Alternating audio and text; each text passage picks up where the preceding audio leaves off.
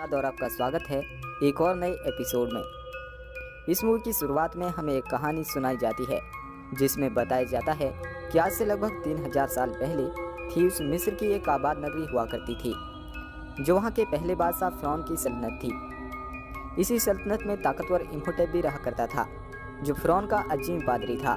इसमें काले जादू से मुर्दों में जान डालने की काबिलियत थी और वहीं पर अनक्सुनामुन जो फ़िरौन की बीवी थी रहा करती थी जिसे बादशाह फ़िरौन के अलावा कोई दूसरा आदमी छू भी नहीं सकता था। लेकिन अनक्सुनामुन बादशाह की बीवी इम्होटेप से प्यार करती थी। वह दोनों बादशाह की परवाह किए बगैर महल में मिलते जुलते थे। लेकिन एक दिन जब वह मिल रहे थे तो बादशाह फ़िरौन वहां आ जाता है, लेकिन इम्होटेप अपने काले जादू से एक पुतले में बदल जाता है। फिर भी बादशाह फ़िरौन अनक्सुनामुन से पूछता है कि तुम्हें किसने छुआ है। अनक्सुनामुन खामोश रहती है। इतने में इम्होटेप पीछे से तलवार निकालकर बादशाह को मार देता है। जब वह दोनों बादशाह को मार रहे होते हैं तो आवाज़ सुनकर बादशाह के मुहाफिज वहां आ जाते हैं और इम्होटेप को कैद कर लेते हैं। और अनक्सुनामुन इम्होटेप के कैद होने के बाद आत्महत्या कर लेती है क्योंकि उसे इम्होटेप पर पूरा भरोसा होता है कि वह उसे फिर से जिंदा कर लेगा। और ऐसा ही होता है। इम्होटेप और उसके साथी अनक्सुनामुन को जिंदा करने के लिए बादशाह के तहखाने से अनक्सुनामुन की लाश को चुरा लेते हैं और दूर एक रेगिस्तान में बसी बस्ती हमूनात्रा ले जाते हैं जिसे मुर्दों की नगरी कहा जाता था, जहां सदियों से सल्तनत के शहजादों को दफनाया जाता था और जहां मिस्र का खजाना रखा जाता था। प्यार की आग में जल रही इम्होटेप अपने साथ काले जादू की वो काली किताब भी ले जाता है जिससे वह अनक्सुनामुन को जिंदा करने वाला था। इम्होटेप अपने काले जादू से अनक्सुनामुन को जिंदा करने ही वाला था कि तभी वहां बादशाह के मुहाफिज पहुंच जाते हैं और उसे ऐसा करने से रोक देते हैं। और इस जुर्म में इम्होटेप के सभी साथियों को जिंदा ताबूतों में दफना दिया जाता है और इम्होटेप को हौमदाई की सजा सुनाई जाती है। यह सजा एक खतरनाक श्राप थी जो आज से पहले किसी को भी नहीं सुनाई गई थी। इम्होटेप को एक तुलुकशुदा लाश बनाया जाता है, उसे जिंदा मम्मी बनाया जाता है और उसे एक पत्थर के ताबूत में सदियों के लिए दफना दिया जाता है। दुनिया की कोई ताकत उसे वहां से खोल नहीं सकती थी क्योंकि अगर उसे दोबारा खोला गया तो दुनिया में कयामत आ जाती, क्योंकि इम्होटेप दुनिया पर महामारी की तरह कहर बनकर बरसेगा जिसमें सदियों के काले जादू की ताकत होगी जिस पर फतह पाना नामुमकिन होगा।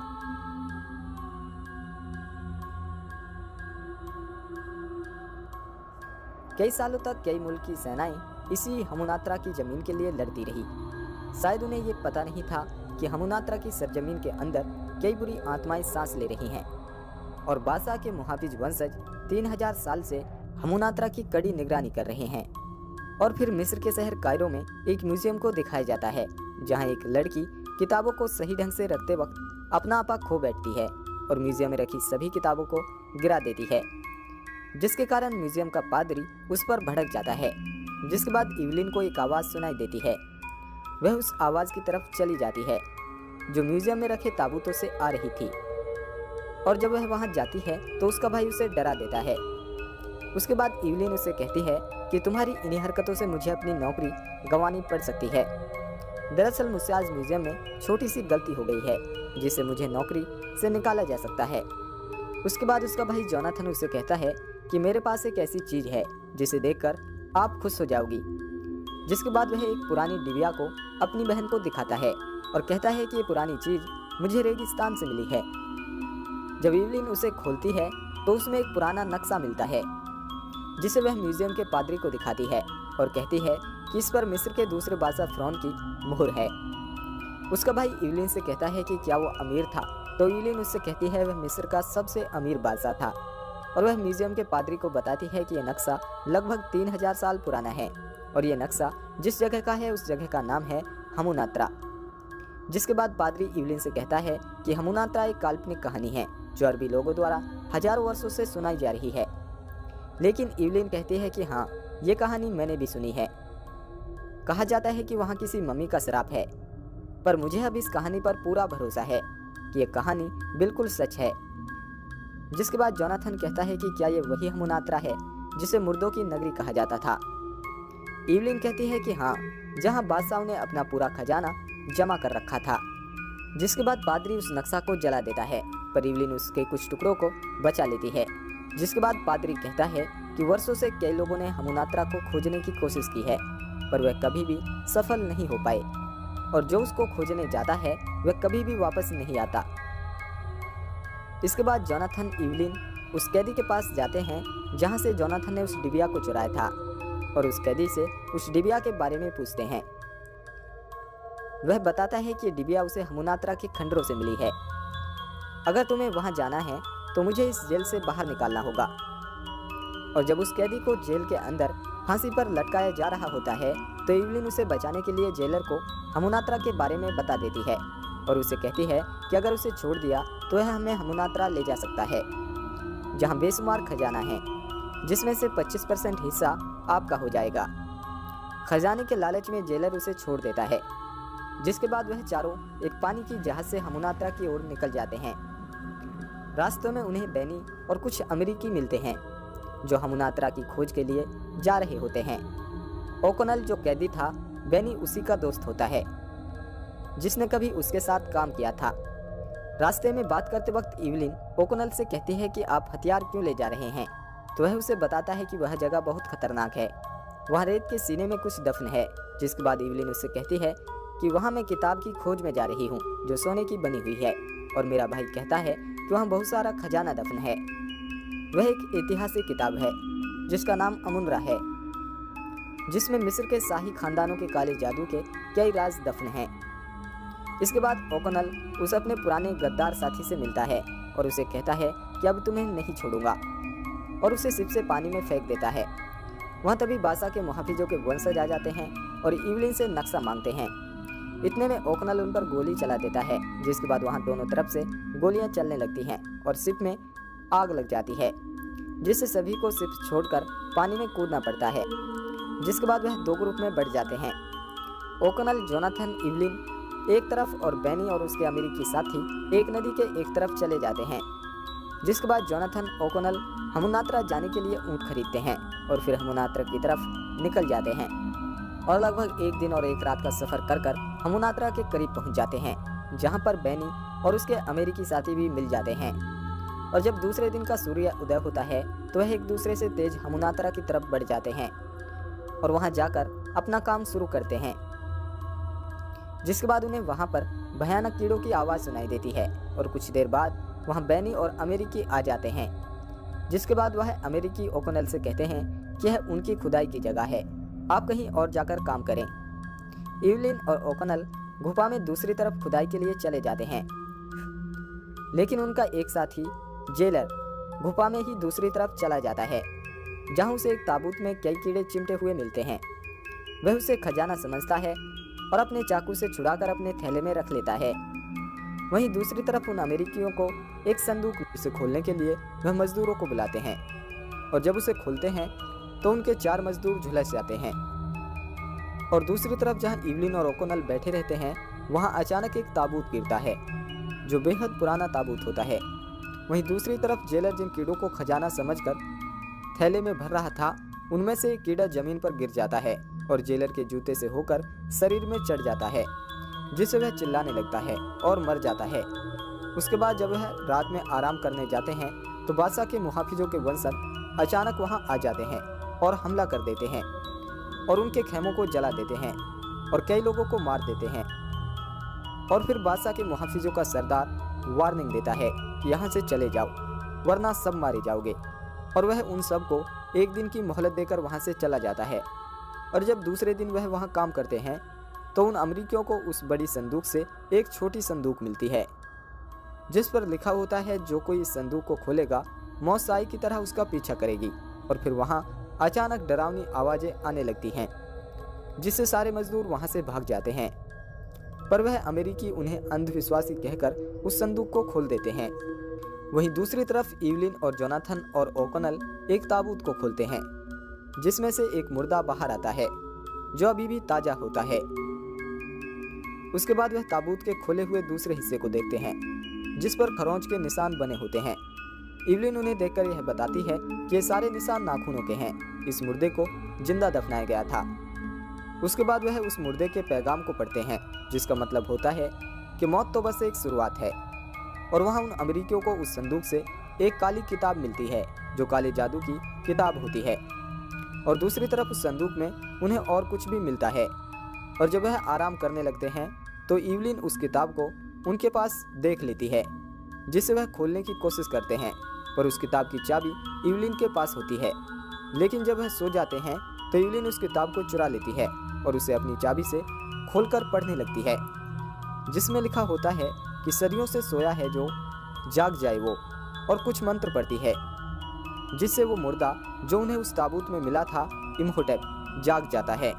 और इम्होटेप के जिंदा होते ही वहाँ भारी तूफान आ जाता है, जिसे देखकर वो सभी वहाँ से भागने लगते हैं। जिसके बाद इम्होटेप एक एक करके सभी को मारने लगता है और अचानक वहाँ ढेर सारे कीड़े जमीन से निकल आते हैं। और जब वह उन कीड़ों से बच रहे होते हैं तो इवलिन एक गुफा में गिर जाती है, जहाँ इम्होटेप की मम्मी उसके सामने आ जाती है और इम्होटेप इवलिन को देखकर अनक्सुनामुन कहकर उसे बुलाता है। तभी वहाँ ओकोनल पहुँच जाता है, जिसे देखकर वह सभी डर जाते हैं। ओकोनल उसमें गोली मार देता है।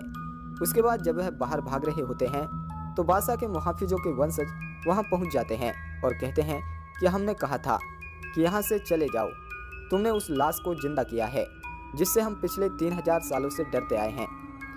तुमने उस आदमी को जिंदा किया है जिसको दुनिया की कोई ताकत नहीं मार सकती। और फिर वह उस लाश को मारने के लिए अंदर जाते हैं, लेकिन गुफा में बैनी के सामने वह लाश आ जाती है और इम्होटेप जब उसे मारने ही वाला था तो वह उसकी आवाज़ पहचान लेता है और कहता है कि ये तो गुलामों की आवाज़ है। इम्होटेप उसे कहता है कि तुम मेरे काम आ सकते हो, बदले में मैं तुम्हें इनाम दूंगा। जिसके बाद बैनी लालच में आ जाता है और इम्होटेप उससे बाकी 4 मर्तबानों के बारे में पूछता है और वह सभी वहाँ से निकल जाते हैं। लेकिन इम्होटेप भी उनका पीछा करता हुआ वहाँ आ जाता है और अपना चेहरा वापस लाने के लिए लोगों को चूसना शुरू कर देता है। शहर में भारी तबाही मचा देता है, लेकिन वहाँ एक कैट आ जाती है जिससे वह वहाँ से भाग जाता है। तभी वह पादरी वहाँ आ जाता है जो उस म्यूजियम का रखवाला था। वह उन्हें बताता है कि पिछले 3000 सालों से वह इस शैतान को जिंदा नहीं करना चाहते थे, पर तुमने जगा दिया, अब यह मासूम लोगों की जान लेगा। ओकोनल पूछता है कि वह बिल्ली से क्यों डरता है, तो पादरी कहता है जब तक उसका पूरा शरीर नहीं बनेगा तब तक वह उससे डरता रहेगा। उसके बाद इवलिन कहती है कि उसने मुझे अनक्सुनामुन बोला था, तो पादरी कहता है कि वह उनकी प्रेमिका थी, इसलिए उसे दोबारा जिंदा करेगा और उसने कुर्बानी के लिए तुम्हें चुना है। उसके बाद इवलिन कहती है कि अगर काले जादू की किताब मुर्दों में जान डाल सकती है तो शायद सोने की किताब अमुनरा उसे मार दे। अब हमें ये पता लगाना है कि सोने की किताब आखिर है कहाँ। इसके लिए हमें वापस हमुनात्रा जाना होगा। पहले इवलिन एक पत्थर के शिलालेख पर उसका पता देखती है। शिलालेख में यह लिखा होता है कि सोने की किताब अमुनरा जिस बुत के अंदर है उस बुत का नाम है होरिस। लेकिन जब वह वहाँ जा रहे होते हैं तो इम्होटेप उन्हें घेर लेता है और इवलिन को अपने साथ ले जाता है ताकि वह फिर से अनक्सुनामुन को जिंदा कर सके। उसके बाद ओकोनल और जोनाथन एक एयरफोर्स के कर्नल से मदद लेते हैं ताकि वह एयरक्राफ्ट से हमुनात्रा पहुंच सकें। पर रास्ते में इम्होटेप रेगिस्तान में एक बड़ा तूफान खड़ा कर देता है जिससे एयरक्राफ्ट क्रैश हो जाता है, पर जोनाथन और ओकोनल बच जाते हैं और फिर पैदल हमुनात्रा पहुंच जाते हैं। वहीं पर इम्होटेप इवलिन को लेकर पहुंच जाता है ताकि काले जादू से फिर से अनक्सुनामुन को जिंदा कर सके। इम्होटेप को जैसे ही ये पता चलता है कि ओकोनल यहाँ पहुँच चुका है तो वह अपने काले जादू से अपने मुहाफिजों को जिंदा कर हुक्म देता है कि उसे ख़त्म कर दो और अपने साथियों को जगा दो। ओकोनल और जोनाथन जब सोने की किताब को ढूंढ रहे होते हैं तो उन्हें एक पत्थर का आईना नजर आता है जिसमें ओकोनल गोली मार देता है। गोली लगने से वो आईना धूप के संपर्क में आ जाता है और पूरी गुफा में रोशनी कर देता है, जहाँ पर ढेरों सारा खजाना होता है। और जब इम्होटेप अपनी प्रेमिका को जिंदा कर रहा होता है तो जोनाथन को वो किताब मिल जाती है जिसमें मुर्दों के मारने का मंत्र लिखा होता है। इम्होटेप अनक्सुनामुन को जिंदा करने ही वाला था और इवलिन को मारने ही वाला था। जोनाथन सोने की किताब को लेकर वहां पहुंच जाता है। इवलिन उससे कहती है कि उस किताब को खोलकर उसमें से मंत्र पढ़ो। इम्होटेप यह सुनकर उस किताब की तरफ बढ़ता है। इतने में ओकोनल इवलिन को बचाने वहां पहुंच जाता है। इतने में जोनाथन उस मंत्र को ढूंढ लेता है जिससे मुर्दों को मारा जाता था। इतने में अनक्सुनामुन जिंदा हो जाती है और इवलिन के पीछे पड़ जाती है। लेकिन तभी जोनाथन वह मंत्र पढ़ देता है जिससे मुर्दों को हुक्म दिया जाता है। वह ओकोनल को मारने ही वाले थे पर मंत्र सुनकर रुक जाते हैं।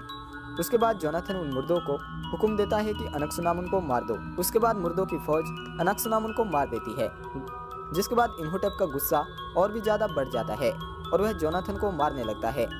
तभी ओकोनल उसका हाथ काट देता है। जैसे ही इम्होटेप ओकोनल पर झपटता है तो किताब की चाबी को जोनाथन चुरा लेता है, जिसके बाद जोनाथन और इवलिन उस किताब को खोलते हैं और ओकोनल इम्होटेप को उलझाए रखता है।